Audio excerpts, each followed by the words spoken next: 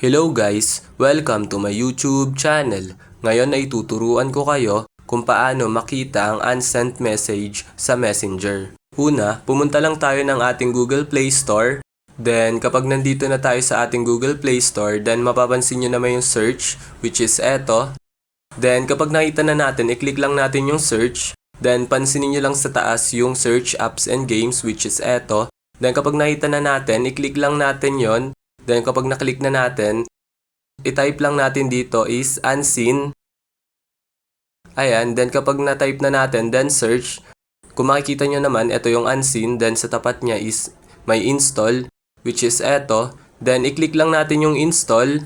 Then, kapag na-click na natin, so wait lang natin siya ma-download or ma-install dito sa ating phone. Then, ayan, kung mapapansin nyo, tapos na natin siya ma-download, which is open na yung nakalagay sa kanya. Then, i-click lang natin yung open, which is eto. Ayan. Then, kapag na-click na natin, ayan, maglo-loading siya. Then, makikita nyo naman sa upper part yung X, which is eto. Ayan, i-click lang natin yung X. Then, kapag na-click na natin, then, ayan, makikita nyo naman itong next. Then, i-click lang natin yung next. Ayan.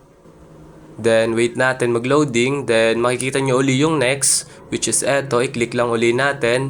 Then, kapag na-click na natin, may lalabas uling next. I-click lang uli natin. Then, kung mapapansin nyo dito, choose your favorite chat apps. Ito naman yung mga makikita nyo yung unsent message. So, ayan, kung makikita nyo, nandito yung Messenger. Then, pwede nyo panlagyan ng check yung iba. Then, kapag okay na, click nyo lang uli yung next.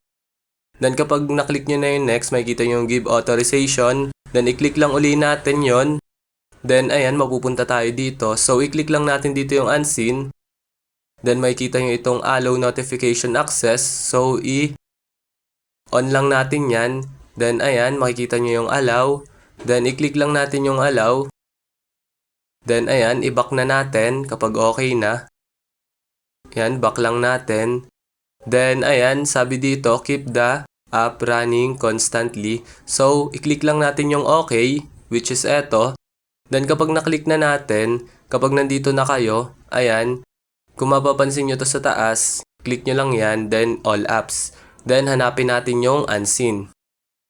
Ayan, hanapin lang natin. Then, kapag nakita na natin yung unseen, then i-click lang natin yung unseen. Then, kapag na-click na natin, makikita nyo ito. Then, i-click lang natin to, then done. Ayan, then kapag tapos na, i-back lang uli natin. Then, ayan, kung makikita nyo naman, no message received.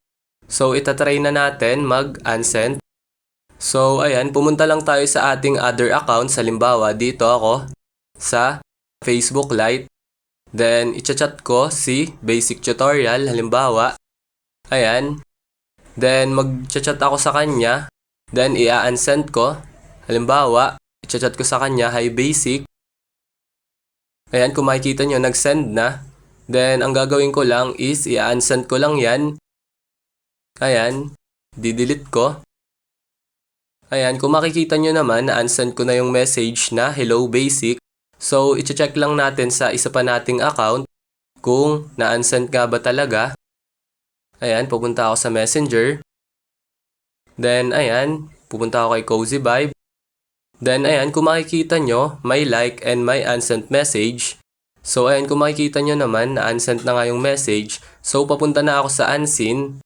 Then, titingnan ko kung makikita nga ba. Then, ayan, makikita nyo dito yung Cozy Vibe. So, i-click lang natin yon. Ayan, then kung makikita nyo naman, nakikita nga yung unsent message sa Messenger. Ayan, kung makikita nyo yung Hi Basic, then yung likes. So, ayun lang guys, ganun lang naman kadali para makita ang unsent message dito sa Messenger.